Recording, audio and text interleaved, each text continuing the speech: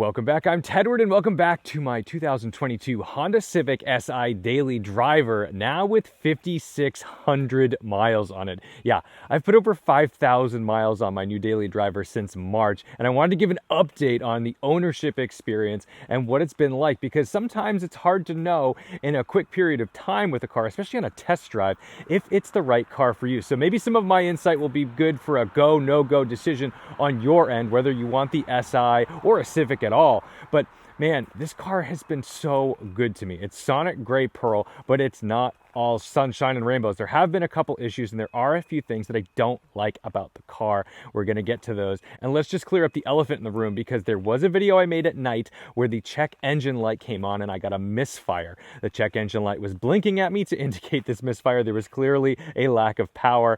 And no, it has never come back, and it did not register on the code reader. So as far as I'm concerned, it was a momentary lapse, maybe bad gas or something. It got confused, but that was a couple thousand miles ago, and I have never seen the issue come back, and I've never been able to recreate it. Now, as most of you know, I traded an E92 M3 for this car, which sounds absolutely insane. And trust me, I had some reservations about this as well, because I've been used to driving like nice BMWs, and going to an entry-level Civic, despite being the more performance-oriented trim, the Si, it is a tricky move, but I have no regrets, and the prices at the gas pump have helped that quite a lot. But first, let's just talk about the practicality of this car. It has fit into my life so well. I love having a four-door. I always throw junk on the seat and the floor right behind me, and you'll notice that I've got these rear seatbelts buckled. That's because this car does suffer from some annoying rattles, and I do think that part of the rattles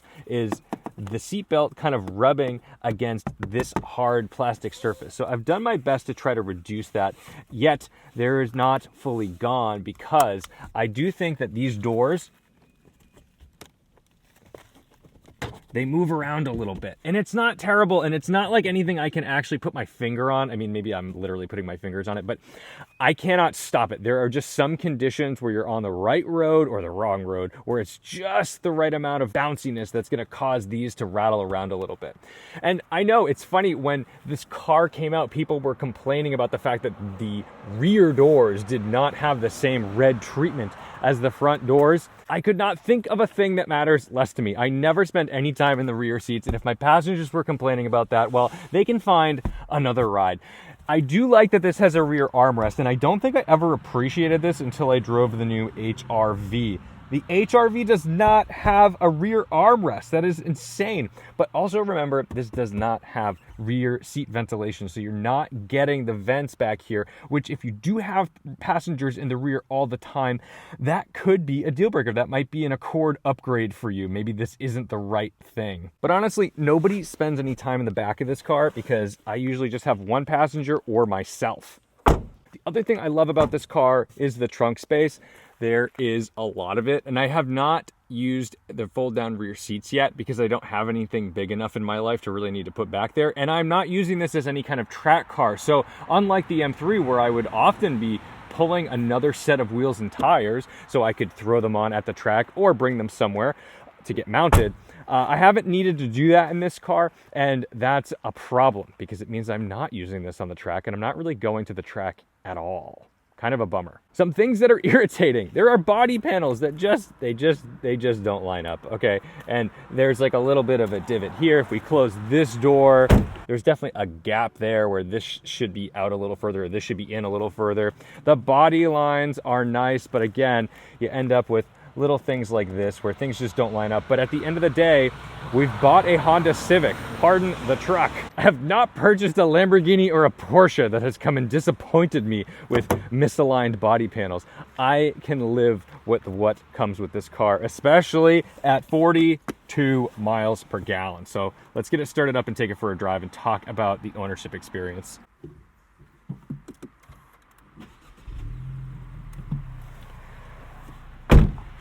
We'll get some AC going. And that is something that I really like about this car, is that everything is very easy. They did not cram all kinds of annoying touch screens and things in this car to try to make it seem more premium. They gave me real HVAC controls that I can move with my hands. They gave me knurled knobs. Despite being plastic, they still feel pretty good in the hand. Apple CarPlay in this car. Very, very simple. It's wireless. It's not wireless charging because this is the American market car, not the Canadian market car, which did get a wireless charger. But that's all right because honestly, I just plug the thing in all the time and I don't even really like wireless charging, and I'm not trying to make myself feel better about that. It's just that those things, they take forever and they always make your phone so damn hot. So wireless Apple CarPlay, not a big deal. And it's just easy to access. Everything's right here. I've driven some BMWs and Mini Coopers and Lexuses in recent history. I had a nightmare of a time just connecting my phone to things, and it was really frustrating, and it made me appreciate my Honda Civic even more. So first things first, they only come in a stick shift. I am thrilled because it is a great manual transmission. Despite the rev hang, you do get used to that. That is not something that really ruined my experience with this car. It's very easy to live with.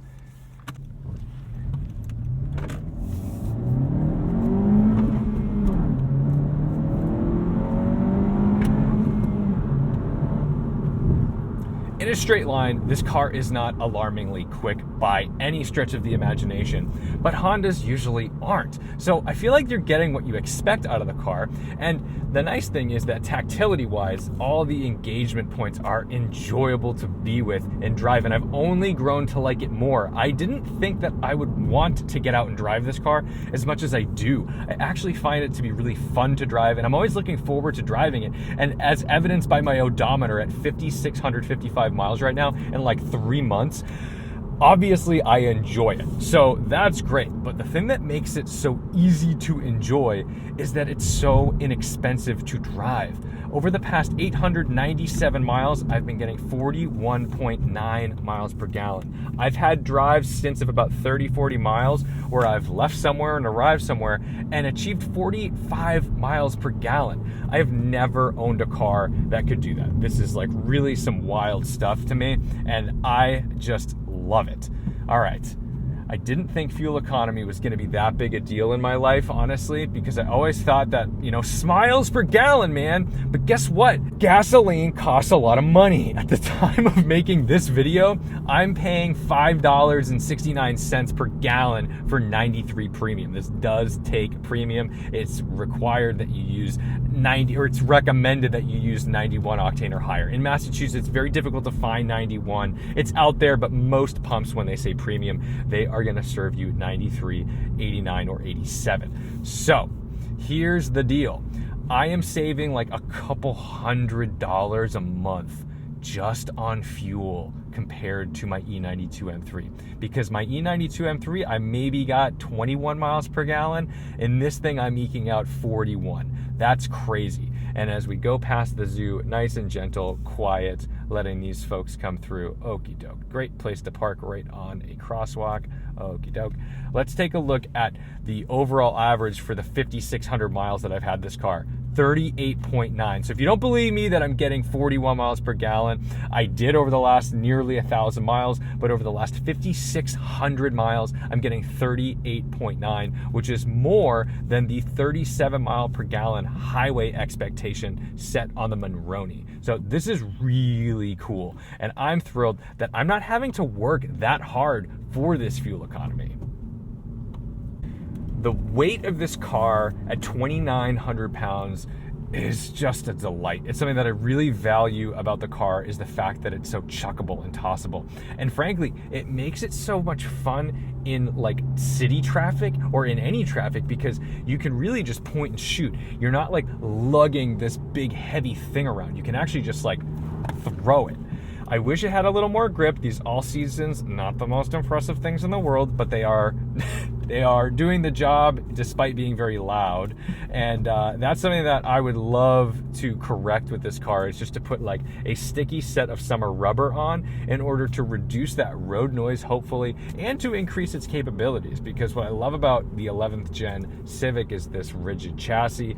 The SI comes with an incredibly capable helical limited slip differential, but it makes it a little difficult to actually put into practice aggressively because you don't have a whole lot of lateral grip out of this thing on these all-seasons. They're not the most capable tires, and they do make quite a bit of noise.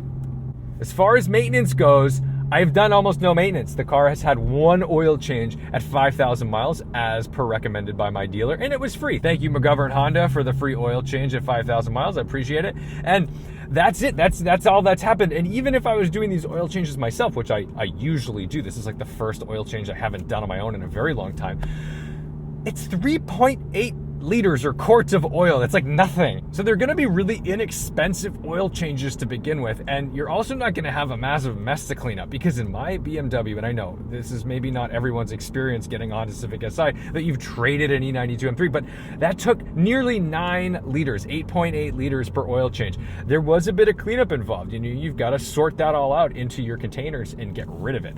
I am so excited to only have to deal with like less than 4 quarts in this thing. And when that check engine light came on that night when we were out driving on camera, I gotta say, it knocked down my confidence in the car a little bit, but I regained confidence in the car because it never came back. And, I did everything I could to try to, recreate that scenario, and I got nowhere. It was fine. So, here we are in our fun, light, plucky, not very fast daily driver. How has this been to live with for 5,000 miles? Well, let's jump onto a little bit of a faster road.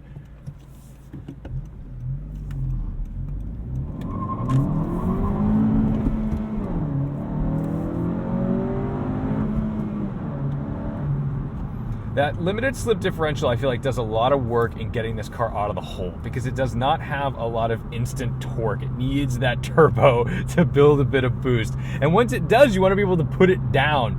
I'm so impressed with the front end of this car. I haven't owned a front-wheel drive car in a really long time, and I just so genuinely enjoy driving this. I feel really connected to the car, and especially compared to the standard Civic or the Civic Sport Touring, like the hatchback we drove in Washington, this is so much tighter. The problem, I believe, is that a lot of folks believe the SI to be a very sporty car, and because the Type R is now on the list, this has to split that difference. So it isn't going to be like a proper sports car, but it will be sporty enough for those who need some engagement like me. So what's next?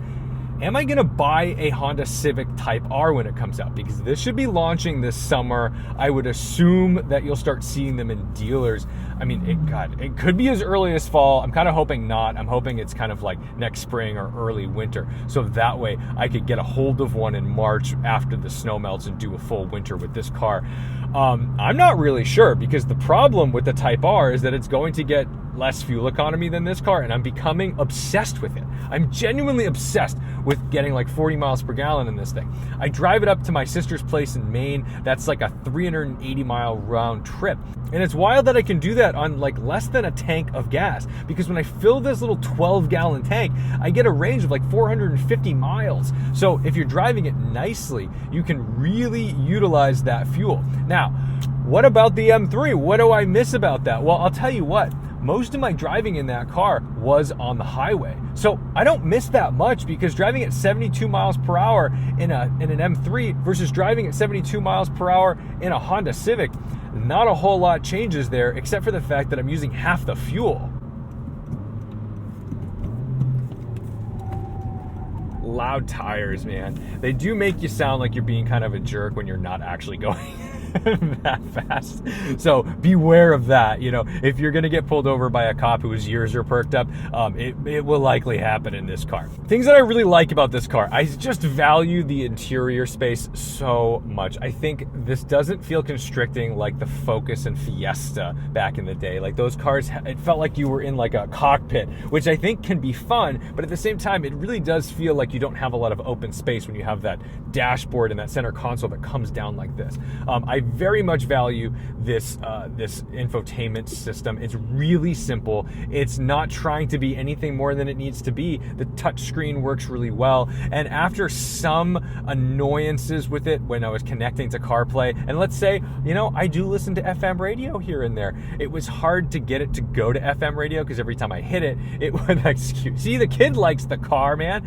Every time I would hit the FM radio button, it would, you know, let me listen to it for 3 seconds and then connect back to my phone. That since has been corrected. I don't think I did anything to correct it. I don't know if the car updated itself. Either way, it doesn't do it anymore, and we're fine.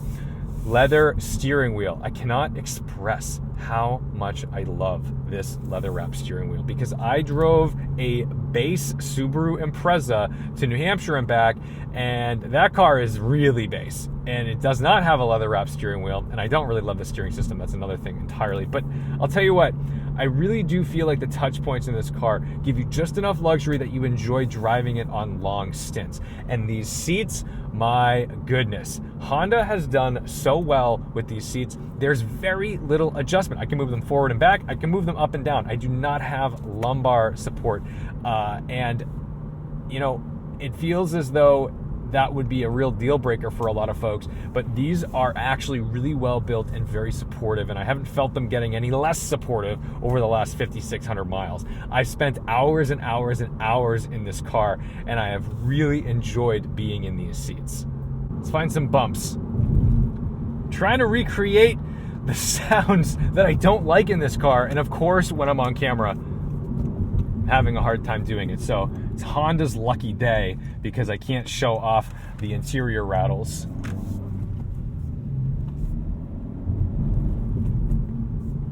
Here we go. Now, I mean, plugging in those seatbelts, I think, did do a lot for it. And maybe it's temperature dependent. Maybe I need the AC to be a little cooler or something, but that's fine. You know, it's the real world, and it's just like bringing your car to the mechanic when you say, I heard a funny noise. Of course you can't recreate it when you hear the funny noise. Of course, they'll never know what's really going on because your car hates you and only wants to act out when you're alone and no one else can hear it.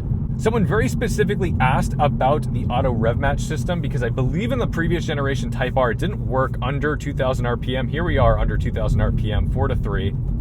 There's that auto rev match. We'll do it again into second. Auto rev match. It works really nicely. It's very seamless. I leave it on all the time. I almost only drive this car with the auto rev match because it's not the most playful engine. This 1.5 liter turbo. It's not like a rev-happy engine. It's not like driving an 8th gen Civic where you're like blasting off to 8,000 RPM over and over and over again. I mean, it takes a little bit of effort, and I think the auto rev match system really seamlessly works with the car, and it's a high-quality auto rev match system.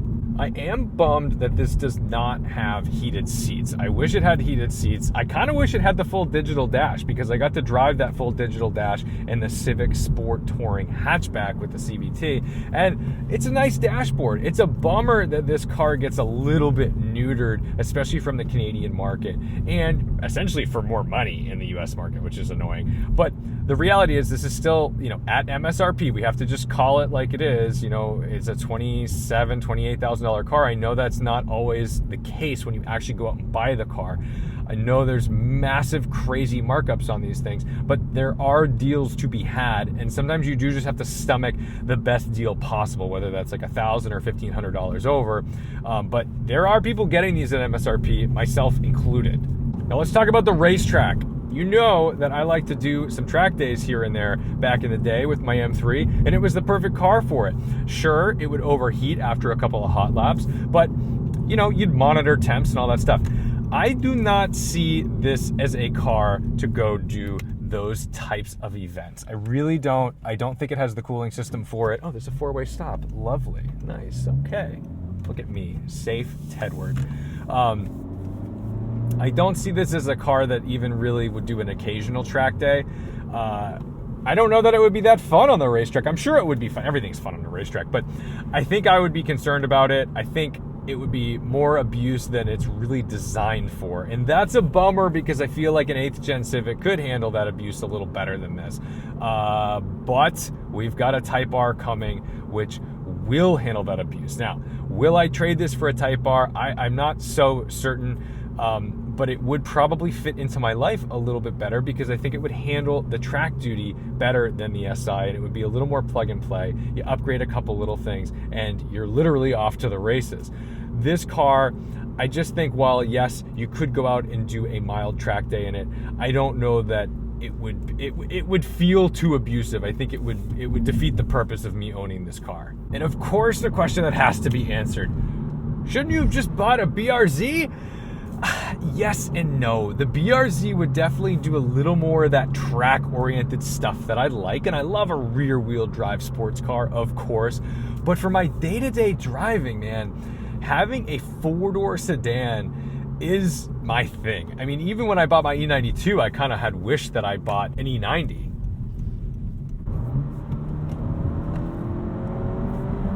And this trick differential really makes driving enjoyable. Like, I have fun pushing this car. And for my daily driver, my interior space is really important to me. I like feeling like I can spread out a little bit.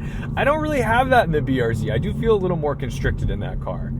So thank you guys so much for watching, liking, commenting, and subscribing between rev hang, between shifts.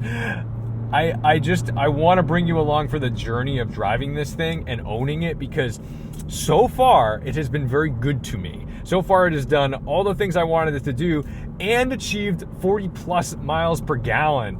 That's really nuts to me that you can get that in these cars, that you don't have to quite go electric yet.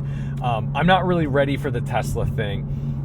I don't know when that's going to happen. I don't know when we're going to be on that. But like, I got to say, my summer has been easier because of this car, because I have not had to cancel any plans or adjust anything or think about, ooh, should I combine that trip with something else? I just do it. I've put 5,600 miles on this car because I can afford to pay for the gas. And that's wonderful, and it's holding value. So it's not like the old days where, oh, you bought a new car and you lost half the value the second you drove it off the lot. Nah, man, I think this thing is going to be just fine for quite a while. So that is the update on the Honda Civic Si after nearly 6,000 miles. Let me know if you have any additional questions about the car, about the ownership experience, about things that maybe like are keeping you from buying one. And like, look, it might be that it doesn't have fog lights that make you not want to buy it. Fine, that's your thing. You need fog lights. But you know, I'm just genuinely enjoying it as a car enthusiast, and I'm finding that